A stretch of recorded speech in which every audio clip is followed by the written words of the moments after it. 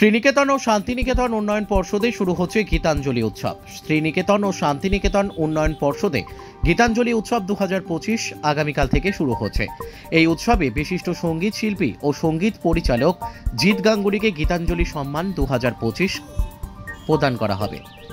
এই অনুষ্ঠানে সকলের গীতাঞ্জলি অডিটোরিয়ামে প্রবেশ অবাধ। আজ রাজ্যের মন্ত্রী চন্দ্রনাথ সিনহা এই গীতাঞ্জলি উৎসব উপলক্ষে সাংবাদিকদের সঙ্গে এক সাংবাদিক বৈঠক করেন। কাজী আমিরুল ইসলামের রিপোর্ট, এস নিউজ বাংলা। আমরা গীতাঞ্জলি উৎসব এবছর করছি। আগামীকাল 25, 26, 27 এই 3 দিন এই উৎসব হবে এবং আমাদের সেখানে যেমন আমাদের যে কার্নিভাল হয়েছিল সেই কার্নিভালের প্রাইজগুলো আমরা দিইনি। এই 26 তারিখে আমরা সেই কার্নিভালের প্রাইজগুলো দেবো। তার সঙ্গে আমাদের 27 তারিখে যে আমাদের গীতাঞ্জলি উৎসবের কমিটি যে আছে সেই উৎসব কমিটি থেকে আমরা জিৎ গাঙ্গুলিকেও সম্মানিত করব এবং সেদিন 27 তারিখে ওনারও সম্মানিত উনি হবেন। তার সঙ্গে সঙ্গে কিছুটাও মানুষকে বোলপুরের শহরের যে 22টা ওয়ার্ড সেই 22টা ওয়ার্ডের মানুষকেও সম্মানিত করবেন। তার সঙ্গে সঙ্গে আমাদের গীতাঞ্জলি উৎসব কমিটি একটা করা হয়েছে। সেই কমিটির চেয়ারম্যান করা হয়েছে গৌতম ঘোষকে, চিত্র পরিচালক গৌতম ঘোষ।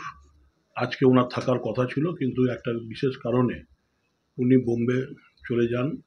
সেই জন্য আজকে এই সম্মেলনটাই, সাংবাদিক সম্মেলনটাই গৌতম ঘোষেরই করার কথা ছিল। তাই যাই হোক, উনি একটা শুভেচ্ছা পাঠিয়েছে। কালকে সেটা আমরা মানুষের সামনে তুলে ধরব এবং আমাদের অমর্ত্য সেনও একটা শুভেচ্ছা, এই উৎসবের কমিটিকে একটা শুভেচ্ছা বার্তা পাঠিয়েছে। সেটাও আমরা কালকে মানুষের সামনে তুলে ধরব, যে শুভেচ্ছা বার্তাটা। তো এইভাবে একটা সার্বিকভাবে আমরা তার সঙ্গে সঙ্গে কালকেও শান্তিনিকেতন সম্মানিত করছি আমাদের মাননীয় মুখ্যমন্ত্রীকে। সেটা উনি যেহেতু এই প্রোগ্রামটা আমাদের অনেকদিন আগেই ঠিক হয়েছিল শিডিউলটা, এবং ওনারও শিডিউল ইংল্যান্ড যাবার একটা শিডিউল হয়ে গেছিলো, তাই উনি ইন্দ্রনীল সেনকে দায়িত্ব দিয়েছেন। ওনার হয়ে ইন্দ্রনীল সেন উনি কাল আসছেন এবং এই সম্মানিত যেটা আমরা করব সেটা ইন্দ্রনীল সেনের হাতেই আমরা তুলে দেবো, একটা মানপত্র আমরা তুলে দেবো।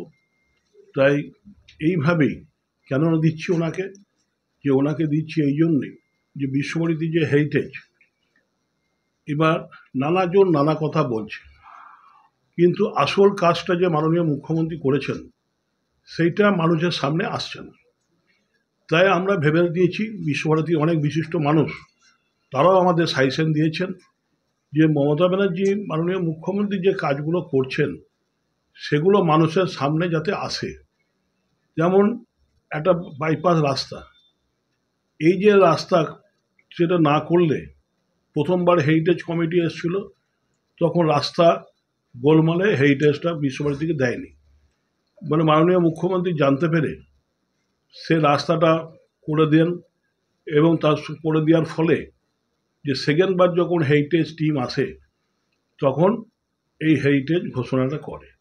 তো এই বাইপাস রাস্তাগুলো মাননীয় মুখ্যমন্ত্রী করেছেন এবং তার রিং রোড যেটাকে বলি আমরা, তার সঙ্গে সঙ্গে যে অমর্ত্য সেনের কে নিয়ে যেভাবে ওনাকে অপমান করা হয়েছে, বিশ্ব বরেণ্যের মানুষ ওনাকে অপমান করা হয়েছে, সেই সময় মাননীয় মুখ্যমন্ত্রী মমতা ব্যানার্জি ওনার পাশে দাঁড়িয়ে ওনাকে যে সঠিক যে তথ্য সেটা মানুষের সামনে তুলে ধরেছে। তাই বিশ্বভারতী সেই কেসে হেরে গেছে। তাই এই যে ছোট ছোট কাজগুলো উনি করেন, কিন্তু এটা মানুষের সামনে আসে না। তাই আমরা ঠিক করেছি, এবং বিশ্বভারতী কিছু বিশিষ্ট মানুষ তারাও আমাদের বারবার বলেছেন যে একটা কিছু করুন, কেন ওনার যে কাজ, যে ফোকাস, সেটা মানুষের সামনে আসুক। তাই আমরা সবাই মিলে সিদ্ধান্ত নিয়ে আমরা শান্তিনিকেতন কমিটির এই উৎসব যেটা করেছি সেইটাতে ওনাকে একটা সম্মানীয় মানপত্র আমরা তুলে দেবো। সেটা উনি যেহেতু আসতে পারছেন না, ইন্দ্রনীল সেনের হাতে। ওনাকে বলেছে, আমাকেও বলেছে যে ইন্দ্রনীল সেনকে পাঠাচ্ছি।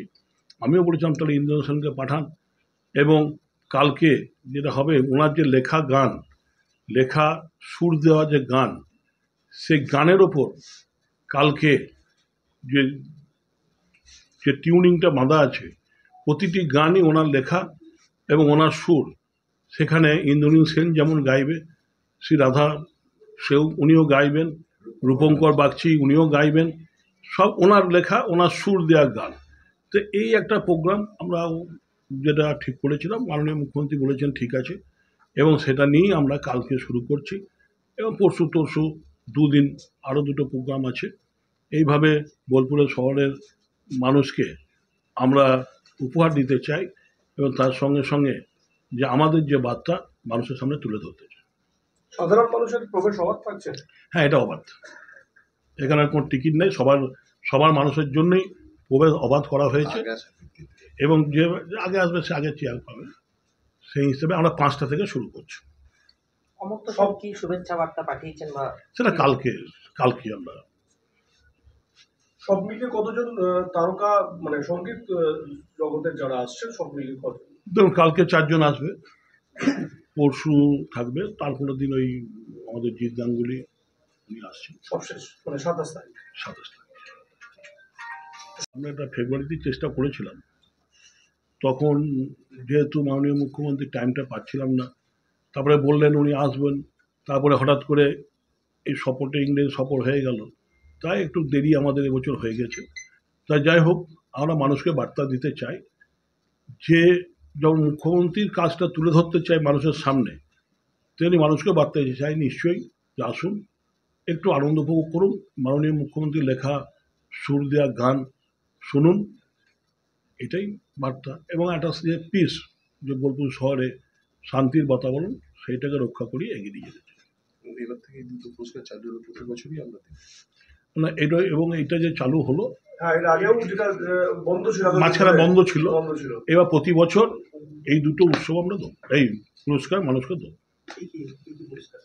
এই শান্তিরতন সম্মান আর গীতাঞ্জলি সম্মান, এই শান্তিনিকেতন সম্মান তাদেরকে দেবেন এবং গীতাঞ্জলি সম্মান সেটা তখন মানুষরা সবাই মিলে আমাদের যারা আছে তারা ঠিক করবে। শান্তিনিকেতন প্রেমীদের সাথে। শান্তিরতন প্রেমীদের নিয়ে করবো, আর গীতাঞ্জলি উৎসবটাও সেরকম কিছু বিশিষ্ট মানুষের সঙ্গে আলোচনা করে।